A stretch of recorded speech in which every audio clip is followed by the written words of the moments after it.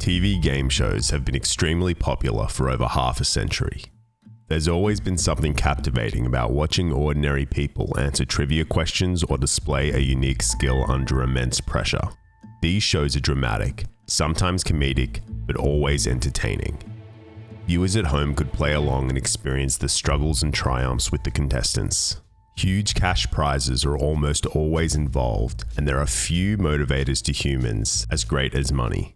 People have cheated and scammed their way to money since the dawn of humanity. And these 3 stories are about people who did it in front of audiences and cameras.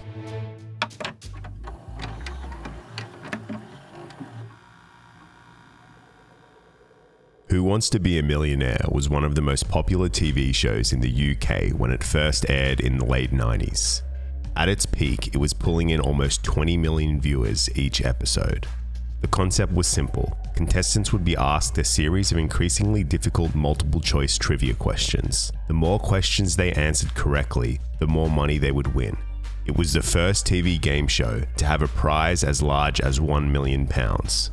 On September 9, 2001, former British Army Major Charles Ingram was selected to be a contestant on Who Wants to Be a Millionaire. His wife, Diana, and her brother, Adrian, had both appeared on the show and won £32,000 each.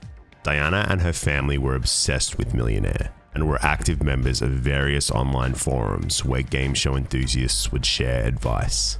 The Millionaire set was unique as it was an amphitheater layout. The hot seat was in the middle of the stage. The standby contestants sat along the perimeter of the stage, while a live studio audience surrounded the stage.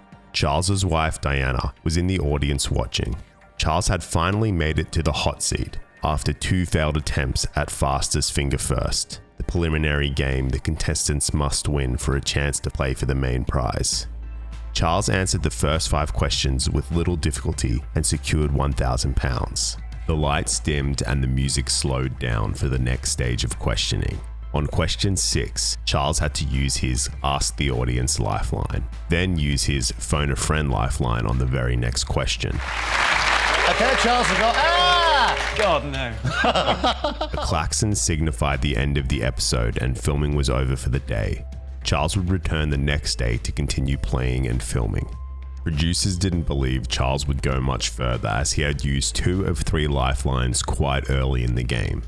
Millionaire had been running for a few years at this point, so producers knew when contestants were above or below average. Charles was below average. However, the Ingrams had a plan. The following day, filming resumed. Charles had returned to the hot seat, and Diana watched in the audience. The same standby contestants took their positions as well. One of those standby contestants was Tecwen Whittock. He was another game show superfan, and the Ingrams had recruited him for their plan. Host Chris Tarrant read out question 8. This is the moment the cheating began. Charles pondered the question, reading aloud each possible multiple choice answer. When he read out answer C, a soft cough was heard from somewhere on set. Aristotle Onassis. Charles locked in his answer, C. Chris Tarrant announced he was correct. This was the plan the Ingrams had cooked up the night before with Tecwen Whittock. Charles would take his time deliberating each multiple choice option and read them all aloud. When he landed on the correct answer, Tecwen would cough as a signal and Charles would lock in the answer. At question 10, a critical milestone, both Charles and Tecwen were stumped. The camera caught Diana in the audience glancing over at Tecwen several times. Charles used his final lifeline, 50-50, to eliminate 2 possible answers. But he was still struggling and Diana was visibly frustrated. Charles was leaning strongly towards answer C, but didn't lock it in, possibly because he still hadn't heard a cough. He continued to toss up between the 2 options, and when he said answer D out loud, a cough was heard from the audience. A1 or Craig David.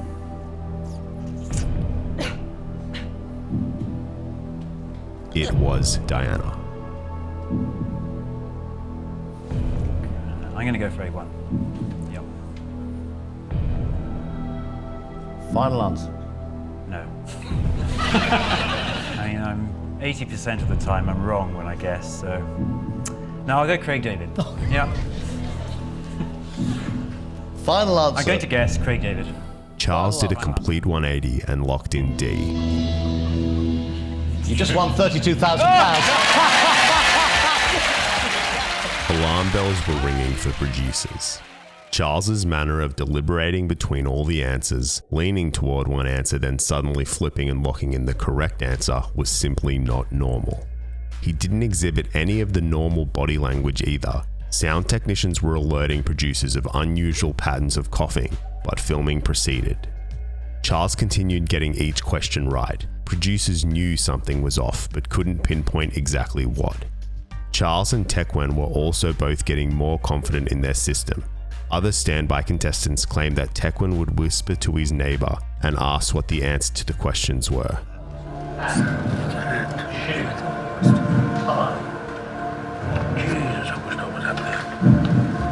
At one point, Tecwen even whispered the word no, masked under a cough, to directly communicate with Charles.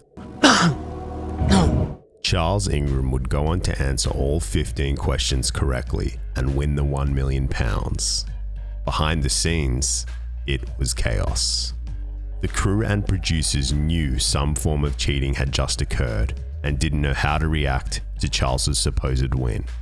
The heads of Celador, the show's production company, were trying to figure out what to do. Frantic phone calls were being exchanged immediately following the taping. A search of Charles's hair, clothing, and shoes was conducted, and he was informed that his payment was being withheld. Charles denied any wrongdoing. Security guards notified the crew that Charles and Diana were having an argument in their dressing room. The Ingrams didn't request to contact their 3 children about the good news, but instead seemed tense and unhappy. While Charles and Diana were fighting backstage, Tecwen Whittock won fastest finger first and took his place in the hot seat. His cough had disappeared. The tapes were reviewed thoroughly over the next few days, and it was concluded that Charles was being fed correct answers through a system of coughs from Tecwen Whittock and Diana Ingram. 1 week later, all 3 were arrested for procuring the execution of valuable security by deception. In March 2003, the Ingrams and Whittock all pleaded not guilty. Charles defended himself, stating that he simply knew all the answers. Tecwen claimed he suffered from hay fever and allergies his whole life and had a consistent cough. Other standby contestants testified that Tecwen did not cough before filming or during breaks. After a 4-week-long trial, a jury found the Ingrams and Whittock guilty, but they all managed to escape jail time. Charles and Diana each received an 18-month suspended sentence, while Tecwen Whittock received a 12-month suspended sentence. All 3 were also fined and ordered to pay back court costs.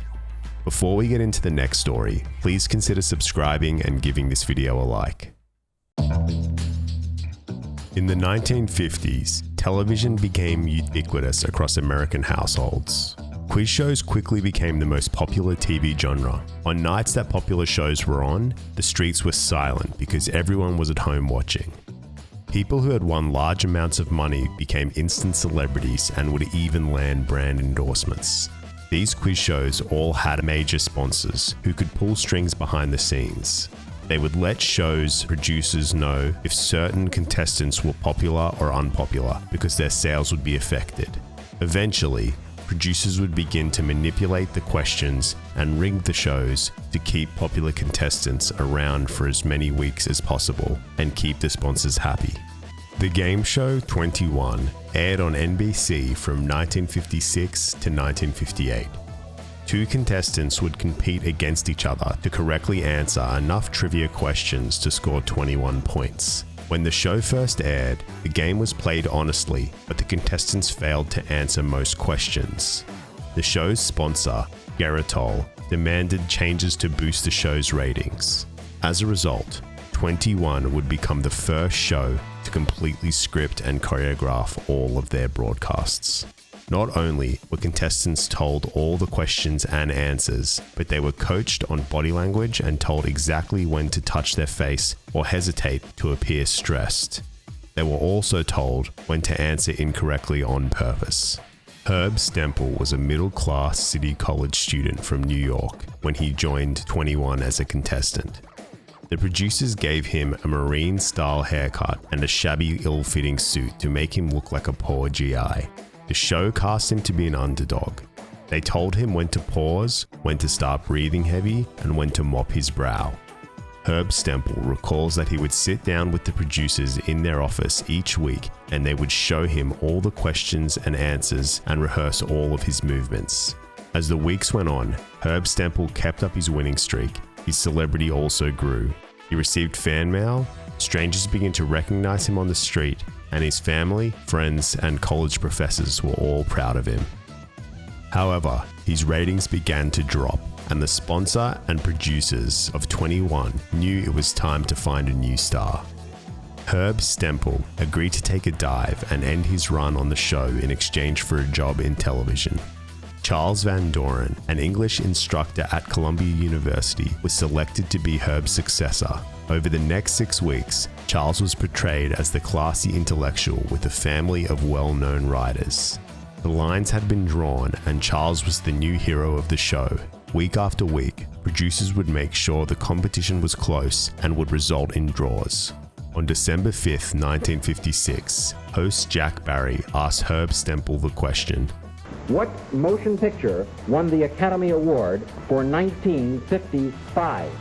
Herb knew the answer was Marty, as that was one of his favorite films, but he did as he was instructed and incorrectly answered. On the waterfront? No, I'm sorry, the answer is Marty. Marty. Herb Stempel went home with $69,500, which is the equivalent of about $760,000 today. Charles Van Doren's scripted triumph of Herb Stempel was viewed by 15 million people.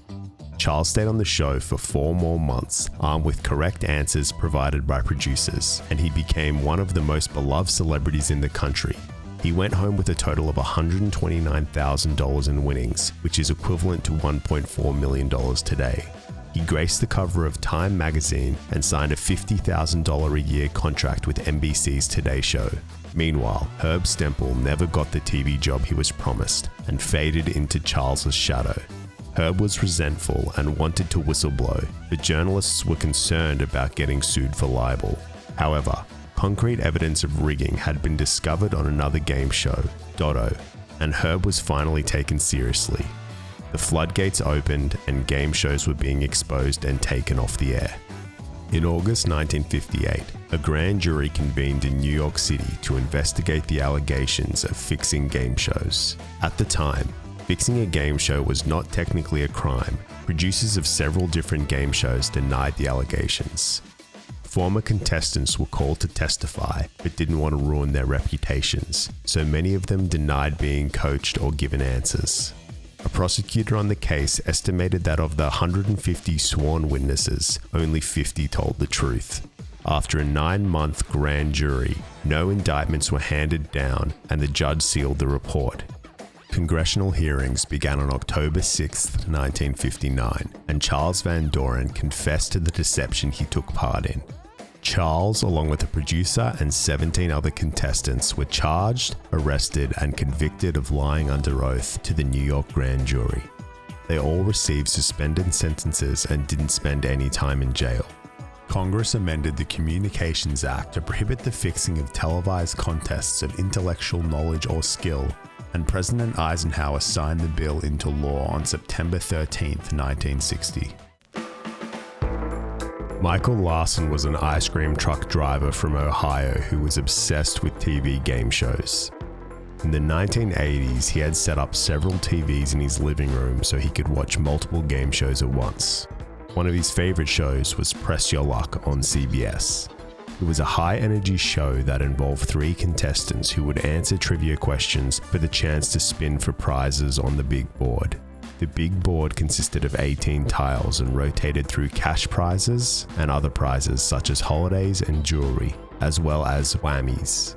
During a player's spin, the light would rapidly flash between the tiles and the player would slam their button to make the light stop. They would win whatever prize they landed on, or if they landed on a whammy, they would lose all their winnings. Michael Larson recorded episodes of Press Your Luck and studied them closely at home, eventually working out that spins operated on 5 patterns. He deduced that the 4th and 8th tiles always had a cash prize and never any whammies. He also figured out which tiles gave extra spins. In May 1984, Michael used most of his savings to fly to LA to audition for Press Your Luck and was selected to be a contestant. Michael started off poorly, answering trivia questions incorrectly and hitting whammies, and ended the first 2 rounds in last place. However, Michael hit a stride in round 2. He earned 7 spins on the big board and focused on hitting tiles 4 and 8. He won several times in a row, bumping his score to over $10,000. He had also won a trip to Hawaii and a sailboat. The show usually cut to commercials when contestants hit a whammy, but because Michael was hitting prize after prize, the show had to keep filming. For the first time, the show could not end at its usual 30 minutes, and the episode had to be split into 2 parts. Host Peter Tamarkin, the other contestants, and the studio audience were astounded at Michael's amazing win streak. Michael kept slamming the button and landing on cash. His total was now creeping up to $100,000. Peter Tamarkin half-jokingly begged Michael to stop, fearing he'd land on a whammy and lose all his money. Michael finally decided to pass on his spin when he reached $102,851. Go again! Go again!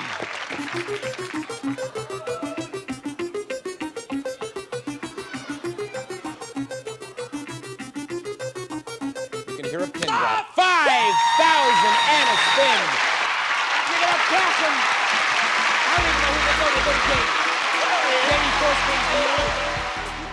He had spun 40 times in a row without hitting a whammy. Producers were extremely suspicious. They knew something was not right, as the average contestant would hit a whammy every 6 spins. Meanwhile, the audience was going wild and gave Michael a standing ovation. His competitor spun 6 times before passing her remaining spins back to Michael in a strategy to make him possibly hit a whammy. Michael remarked that he didn't want the spins but made 3 winning spins anyway. In total, he had won $5,287 worth of prizes and $104,950 in cash, which is equivalent to just over $300,000 today. It was the largest one-day total ever won on a game show at the time. Producers and network heads immediately accused Michael of cheating and withheld his winnings. The tapes were being reviewed carefully. They noticed that Michael would celebrate immediately after many of his spins, rather than a second later when the tile was revealed to be a prize. Michael argued that he had not cheated, and sure enough, there was no clause in his contract that prohibited players from simply learning the patterns. CBS reluctantly paid Michael his winnings and also reprogrammed the big board. Michael returned to his Ohio home and used his new fortune to make some real estate investments. In November 1984, he heard a local radio show competition. A random $1 bill's serial number would be read out and the person with the matching bill would win $30,000.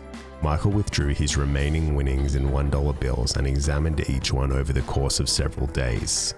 When he discovered he did not have the matching bill, he redeposited roughly half of the money. He left $50,000 in cash in his house, which was then stolen in a burglary while he was out at a Christmas party. His investments didn't pan out and soon Michael was running out of money. He pitched a Tournament of the Champions show to the Press Your Luck producers, but they declined. In 1995, Michael became part of one of the first internet scams. He sold shares on what the Security and Exchange Commissions called a fraudulent multi-level marketing scheme. Essentially, a Ponzi scheme. The scam raised $1.8 million from 14,000 investors. Michael was wanted by the SEC, the IRS, and the FBI, so he fled to Florida. He would live out the rest of his days there until he died in 1999 at the age of 49 due to throat cancer.